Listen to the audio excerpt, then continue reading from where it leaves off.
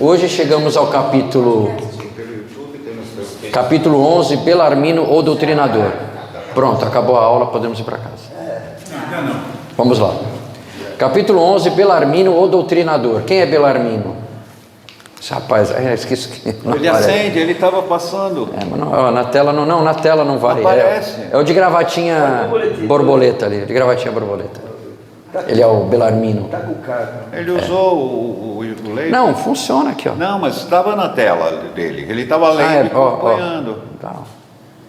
Ela reflete. Ele é mais poderoso. Ele tem... O dele funcionou. Eu vi correr ali. Então joga para lá. Eu Então, até vamos achei lá. estranho. Acho que é claro. Então hoje a gente chega ao capítulo 11, Belarmino ou Doutrinador, mais uma aula que vamos receber desse livro, né, Os Mensageiros, e possivelmente uma aula bem interessante para quem é palestrante, né? Doutrinador, médium. Bom, para médium já todas, né? Mas essa mais ainda, né? Para quem é dirigente de casa espírita, né? Tesoureiro, então. Bicho. As lições eram eminentemente proveitosas.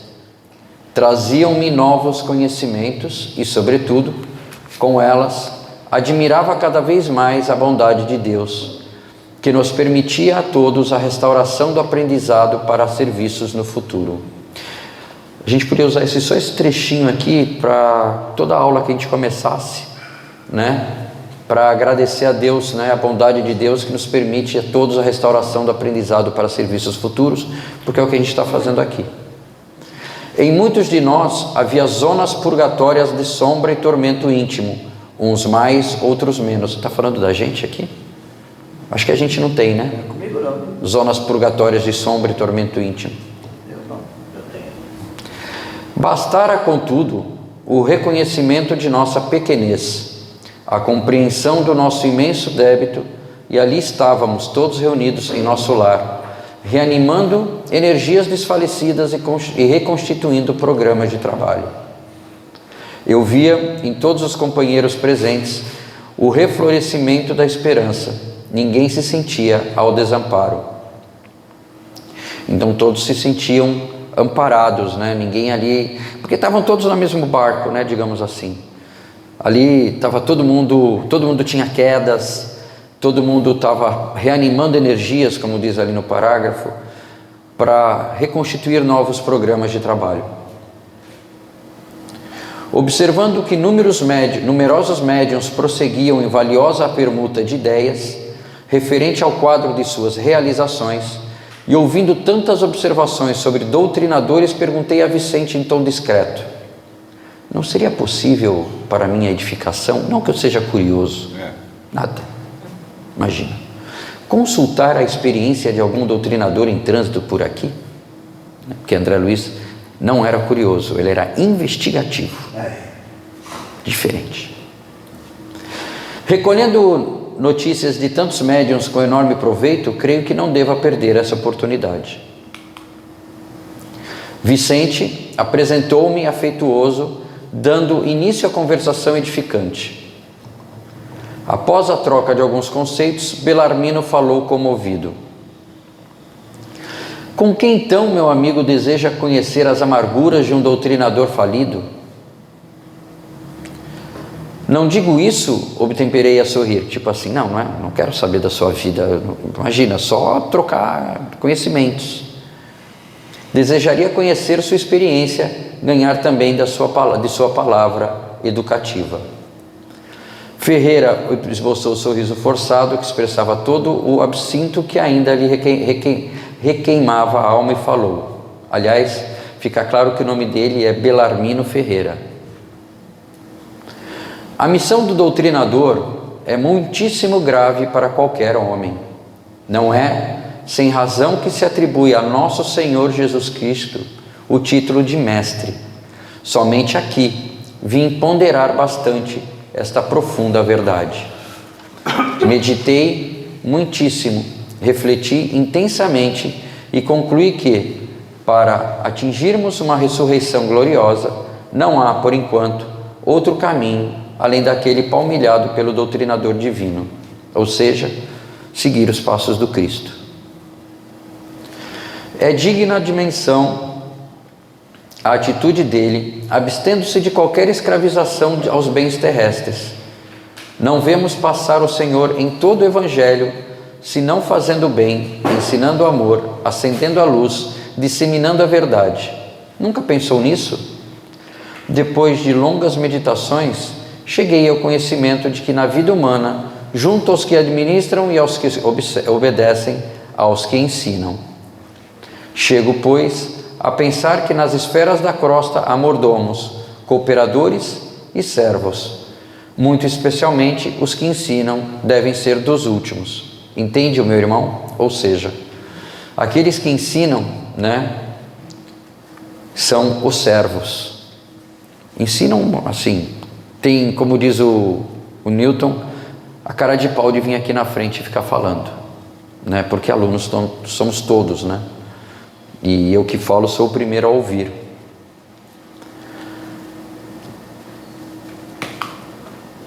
Assim, havia compreendido perfeitamente, ou seja, ele entendeu que quanto mais aqui, como lá também, vocês lembram do governador de nosso lar? Era o que nunca descansava, estava sempre pronto ao trabalho, ou seja, era o mais serviçal de todos, era o que mais servia aos outros.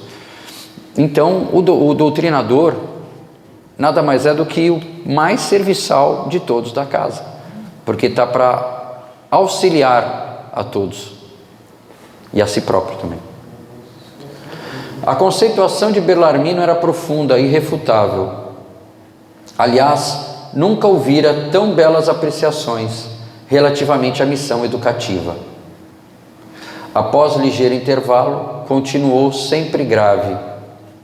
Há de estranhar, certamente, tenha eu fracassado sabendo tanto. Minha tragédia angustiosa, porém, é a de todos os que conhecem o bem, esquecendo-lhe a prática. Ou seja, é muito bonito, eu venho aqui e falo sobre praticar a caridade, sobre fazer o bem, sobre mudar os meus sentimentos e pensamentos. E quando saio daqui na primeira esquina, ou no trânsito, que é o mais comum, a primeira fechada, você já soltar todos os palavrões que você conhece, aqueles que você nem sabia que conhecia. Isso tem uma história do Haroldo Dutra, me fez lembrar essa história do Haroldo Dutra. Tem. Está com o filho dele, Ele está com o filho dele. Bem interessante. O Haroldo Dutra saiu uma vez. O Haroldo Dutra estava indo levar o filho na escola, alguma coisa assim, e o filho no banco de trás, ele dirigindo, de repente um carro fecha alguma coisa e ele fez a menção, ele baixou o vidro e fez a menção de soltar um palavrão. E aí o filho olhou para ele: pai, já imaginou se é uma das pessoas que assistem às suas palestras? Pode escrever, porque já aconteceu isso uma vez, uma palestrante. Tem a história do ponto de ônibus, da palestrante no ponto de ônibus. Alguém contou essa história também. Aí ela entrou lá, era palestrante. Não, uma palestrante também numa casa espírita, fez uma palestra linda, edificante, maravilhosa, todo mundo saiu maravilhoso. E todos foram para o ponto de ônibus, inclusive ela. O ônibus que estavam todos esperando passou lotado. E eu acho que ela soltou alguma coisa do gênero assim: tomara que encontre um poste pela frente. Aí quando ela olhou para o lado, viu todo mundo que tinha assistido a palestra dela, mas com muito amor, claro, com muito carinho, Um poste macio. Um poste macio. Tem uma história também que é assim, é uma palestra. Não. Então, só para já. Você tem tempo, Então. Não muito. Não, é rapidinho. Uma história também que ela discutiu com a mulher no supermercado, de fila. Quando discutiu, fez um barraco, fez um barraco. Aí ela foi fazer uma palestra. Quem estava sendo na primeira fila? A moça com quem ela discutiu. E ela, sabe o que ela ia falar sobre o que? Eu vi na rede, ia falar sobre perdão. Perdão às ofensas, Isso aí, cara, essa que eu ia te contar. Só que essa foi no trânsito. Oi. Foi no trânsito. Microfone aí, Lete. Quando eu antes de vir, Microfone do lado, estava fechado. eu antes de vir aqui, que eu já conhecia há muito tempo, porque eu vim aqui quando eu tinha 9 anos, E aí, mas eu comecei a ir em outros centros espíritas, mas não porque me causava alguma coisa. Um era perto da minha casa, outra porque eu tinha que esperar minha filha no colégio, então eu ia ainda. E eu estava em casa, antes de vir para cá, falei, meu Deus, eu preciso ir escutar uma palestra, eu preciso voltar. E com meu marido, aconteceu umas coisas na empresa, onde acabaram com a vida do meu marido na empresa, né? Roubaram.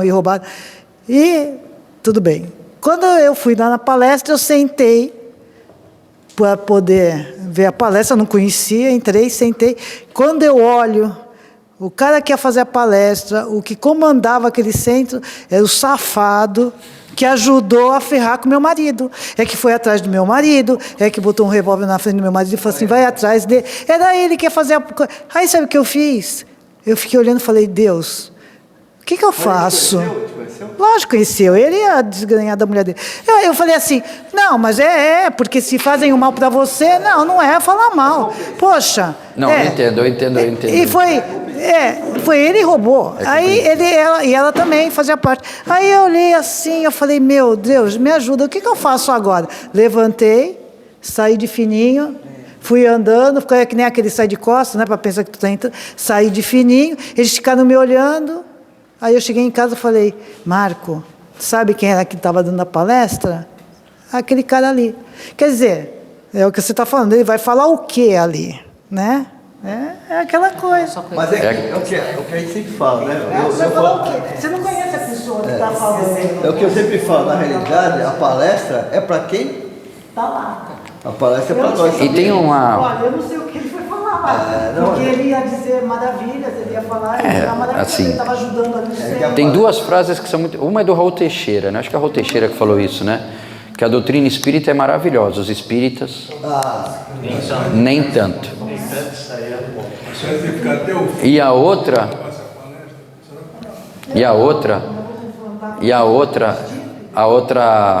mas já passou tanto tempo, tira esse ódio do seu coração. Não, eu não tenho ódio, eu quando passo perto deles eu me bem.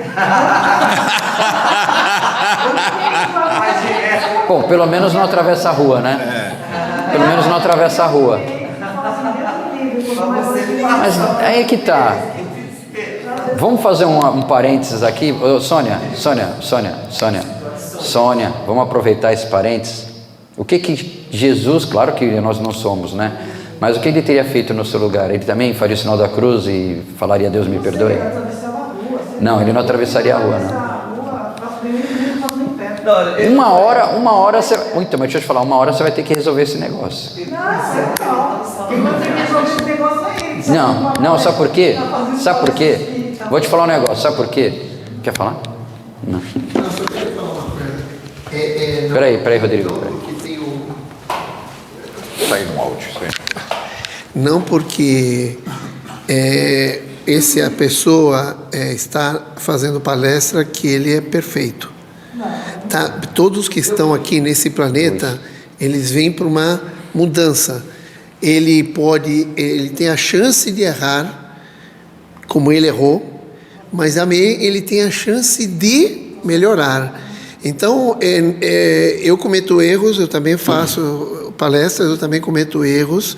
O negócio, a questão é, quando eu cometo o erro, a velocidade que eu reconheço o erro e tento modificar essa situação. Isso é verdade. Então, em nenhum momento, independente disso, a gente pode talvez ter essa opinião. Eu estou tentando te ajudar.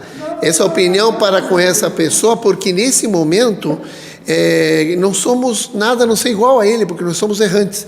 E melhor coisa para que a gente possa estar bem é não carregar nenhum tipo de sentimento que te leve para esse lado, né?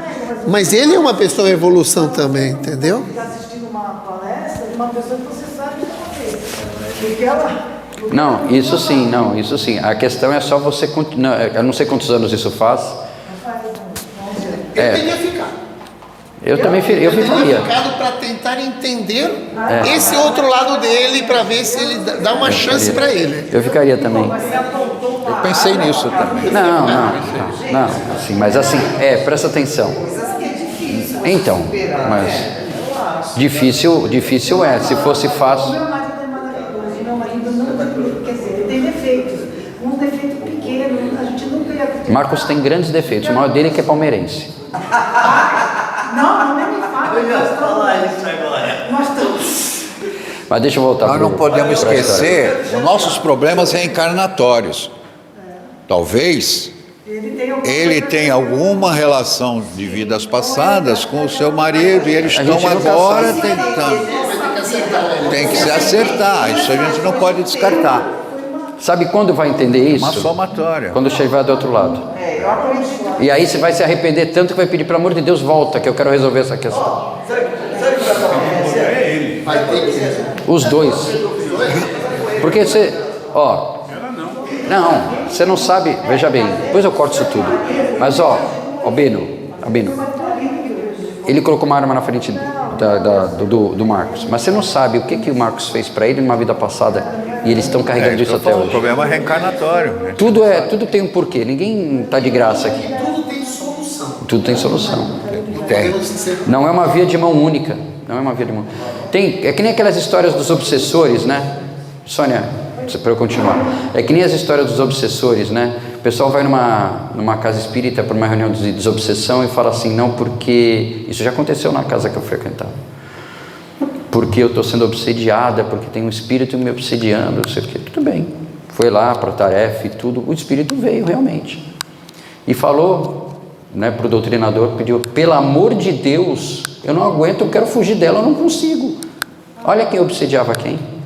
Não era o espírito que obsediava ele, era ele que não parava de Da obsediar. atração. Da lei da atração. Então, voltando. Casa com ele, pronto. Outra cara.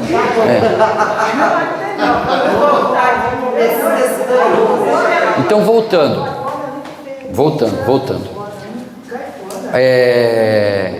O que está aqui, resumindo, né, que a gente falou, né? A palavra leva, mas o exemplo arrasta. Então não adianta nada a gente falar uma coisa e fazer outra completamente diferente, né? Bom, calou-se de novo, pensou e prosseguiu.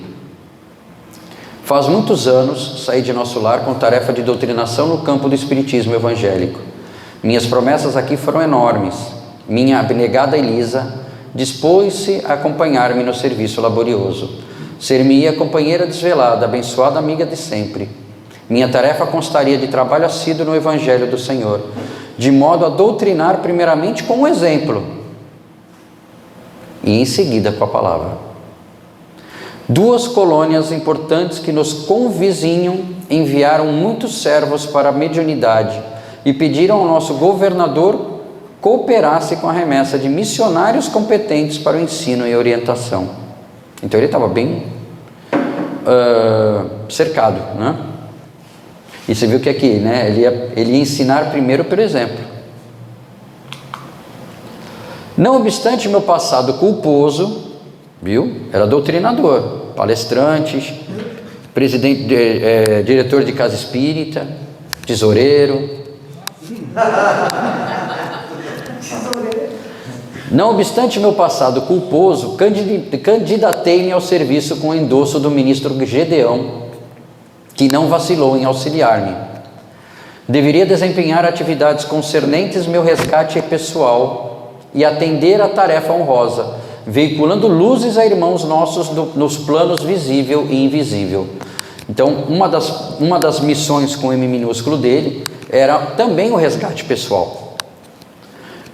Impunha-se, sobretudo, o dever de amparar as organizações mediúnicas, estimulando companheiros de luta, postos na terra a serviço da ideia imortalista.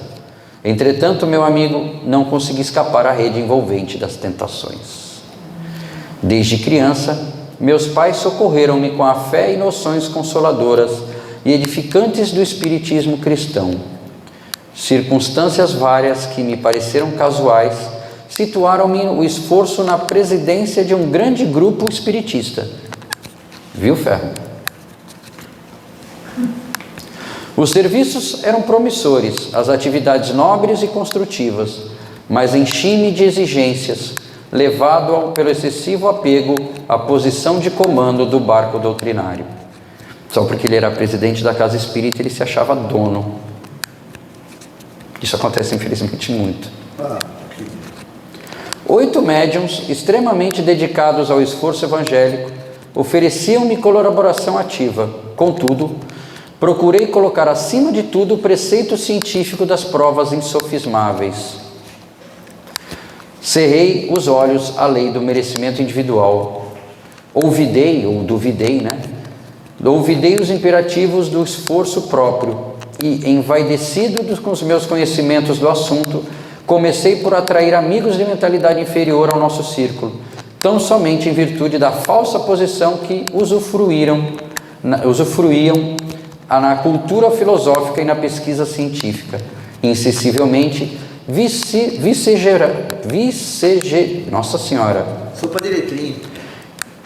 insensivelmente vicejaram-me na personalidade estranhos propósitos egoísticos. Tem uma outra frase, hoje eu estou filosófico. Tem uma outra frase que eu não sei de quem é que fala, porque a doutrina espírita é baseada nos pilares, em três pontas, né? Uma ciência, filosofia e na religião, que eu entendo sendo a moral do Cristo. Se você ficar só na ciência, não resolve. E ele ficou muito apego à ciência, né? Ou conhecimento, digamos assim, e se tornou uma personalidade egoística. Frio, né? Só científica, só pensava na parte científica, né? Ou no conhecimento. Muito conhecimento é bom, mas sem caridade. A caridade sem conhecimento é tudo. Conhecimento sem caridade é só conhecimento. Não tem serviço, não serve para nada. Meus novos amigos queriam demonstrações de toda a sorte, e ansioso por colher colaboradores na esfera da autoridade científica, eu exigia dos pobres médiuns longas e porfiadas perquisições nos planos invisíveis, ou seja, ele exigia longos trabalhos, né, exaustivos trabalhos para os médiuns, né? O resultado era sempre negativo, porque cada homem receberá agora e no futuro de acordo com as suas próprias obras. Jesus já tinha dito isso, a cada um conforme as suas obras. E Chico também falava, né, que o telefone toca de lá para cá, nunca daqui para lá, então a gente não tem como forçar certas situações. Isso me irritava. Instalou-se a dúvida no meu coração, devagarzinho. Perdi a serenidade do outro tempo. Comecei a ver os meus médiuns que se retraíam aos meus caprichos, companheiros de má vontade e de má fé. Prosseguiam nossas reuniões, mas da dúvida passei a descrença destruidora. Ele começou a duvidar até da doutrina. Não estávamos num grupo de intercâmbio entre o visível e o invisível? Não eram os médiuns simples aparelhos dos defuntos comunicantes? Ou seja, tratavam os médiuns como mera ferramenta. Por que não viriam aqueles que pudessem atender aos nossos interesses materiais imediatos? Seria fácil, né? Não seria melhor estabelecer um processo mecânico e rápido para as comunicações? Ou seja, né, criar logo uma televisão, um telefone, né? Aliás, existe, né? Existe eu não lembro o nome dele agora, talvez o Ferro lembre, que ele estuda, né, as comunicações através de equipamentos eletrônicos. Transcomunicação. Eu não lembro o nome dele, agora ele não é nem brasileiro. Você não... É o peruano, agora não lembro o nome dele. Como é que é o nome dele? Daqui a pouco vem o nome. Então inclusive, não façam isso em casa, pelo amor de Deus. Mas existem até aplicativos para celular para você brincar entre aspas, de transcomunicação. Existe um aparelhinho, né? Mas assim... Eu já vi no YouTube. Por favor, né? Não, mas isso é uma pessoa que tem que ter esse não é só isso, não. Você tem que estar num lugar preparado para isso. Ah, sim. Tem umas coisas que eu vejo, nossa. Vai entrar pela TV? Não seria melhor, isso eu já falei, né? Do mecânico e rápido para as comunicações. Por que a negação do invisível aos meus propósitos e demonstrar positivamente o valor da nova doutrina? Ou seja, ele queria que os espíritos viessem, não para ajudar o próximo, mas só para comprovar que a doutrina espírita realmente era real. Debalde, Elisa me chamava para a esfera religiosa edificante, onde poderia aliviar o espírito atormentado. Ou seja, ela tentava trazer ele de volta, mas quando chega num certo ponto. O Evangelho, todavia, é livro divino, e enquanto permanecemos na cegueira da vaidade e da ignorância, não nos expõe os seus tesouros sagrados. Por isso mesmo, taxava-o de velharia e de desastre em desastre, antes que me firmasse na tarefa de ensinar, os amigos brilhantes do campo de cogitações inferiores da terra arrastavam-me ao negativismo completo. Do nosso agrupamento, então, onde poderia edificar construções eternas, transferi-me para o movimento, não da política que eleva, mas da politicalha inferior, que impede o progresso comum e estabelece a confusão nos encarnados. Por isso estacionei muito tempo desviado dos meus objetivos fundamentais, porque a escravidão ao dinheiro me transformou os sentimentos. E assim foi, até que acabei meus dias com uma bela situação financeira no mundo e um corpo crivado de enfermidades, um palácio confortável de pedra e um deserto no coração. A reviviscência da minha inferioridade antiga religou-me a companheiros menos dignos no plano dos encarnados e desencarnados, e o resto meu amigo poderá avaliar: tormentos, remorsos, expiações, concluindo, asseverou. Mas como não ser assim? Como aprender sem a escola, sem retomar o bem e corrigir o mal? Sim, Belarmino disse, abraçando-o, você tem razão. Tenho a certeza de que não vim tão só ao centro de mensageiros, mas também ao centro de grandes lições. Eu lembrei do teu caso, né? E você imagina que talvez essa pessoa possa chegar numa situação dessas? Então a gente tem que ter o que dele?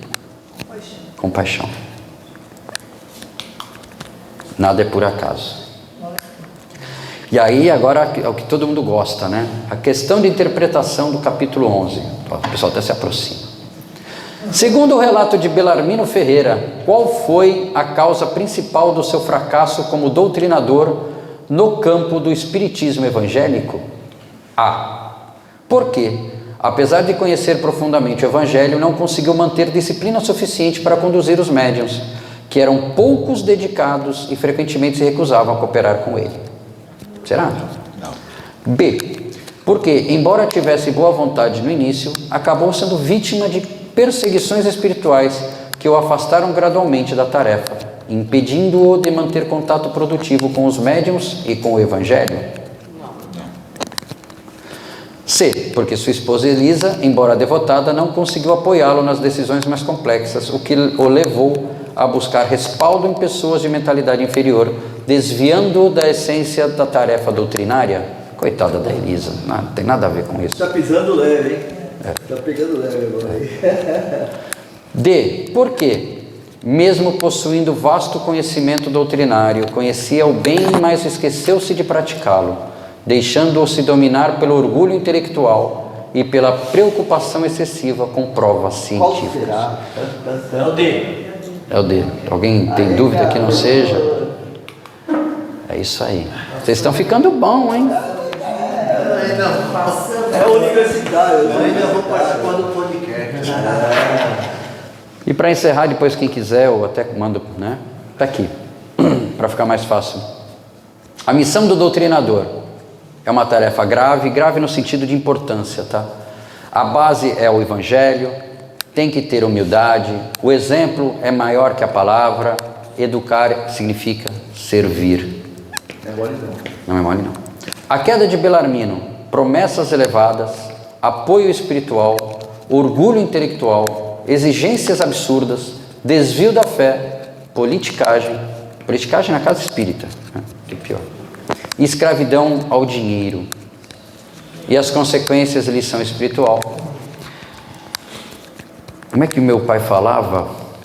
Por fora, Por dentro, riqueza material, vazio interior. Doenças e remorso. Educação pelo sofrimento. E a gente tem que tentar se educar não pelo sofrimento. A gente já sofreu muito, por isso que a gente está aqui ainda. E necessidade de retomar o caminho do bem, né? E falar do espiritismo sem viver o espiritismo. Isso. Viver a doutrina é mais difícil do que conhecer a doutrina. Conhecer a doutrina é fácil, você lê. Mas viver. Resumo: conhecer o bem não basta, é preciso viver o bem. A regeneração exige retorno consciente à escola da experiência. Ou seja, é aqui que a gente regenera. André reconhece ter recebido uma grande lição, e todos nós esperamos que também tenhamos recebido uma grande lição. E para a semana que vem, a palavra de Monteiro, que não é o Lobato, tá? Aquele pesquisador, que é o escritor, é o Luiz Hu. Isso, Luiz Hu Rivas. Ele mesmo, Luiz Hu Rivas. Transcomunicação. Eu não quis interromper, não brinque, mas eu não quis interromper. Não brinque com isso. Há muitos anos ele faz isso. Né? Faz. Ele tem livros, inclusive. A transcomunicação, dá tempo? Dá. A transcomunicação foi descoberta por acaso, né? Vocês sabem, né? Vocês devem saber. Eu não lembro o nome agora, mas parece que ele era o cara que estuda pássaros, ornitólogo, né? Acho que é ornitólogo. Ele estava capturando sons de pássaros. E de repente, por acaso, quando estava ouvindo, ele botou em determinada frequência e ele começou a ouvir vozes. Pô, mas não tinha ninguém perto de mim. Foi assim que descobriram depois, com muitos estudos, né? Que era espírito. Estuda imagens também. Hoje em dia é mais difícil. Quem é do nosso tempo, né? Para vocês que são mais novos, mas do meu tempo, que a televisão, quando ficava fora do ar, quando você mudava de canal, não tinha que ficava aqui. Um monte de fantasma lá. Usavam muito isso também. Nos anos 70, muita transcomunicação era feita. Vinha imagens, eles focalizavam a imagem, depois iam procurar quem era.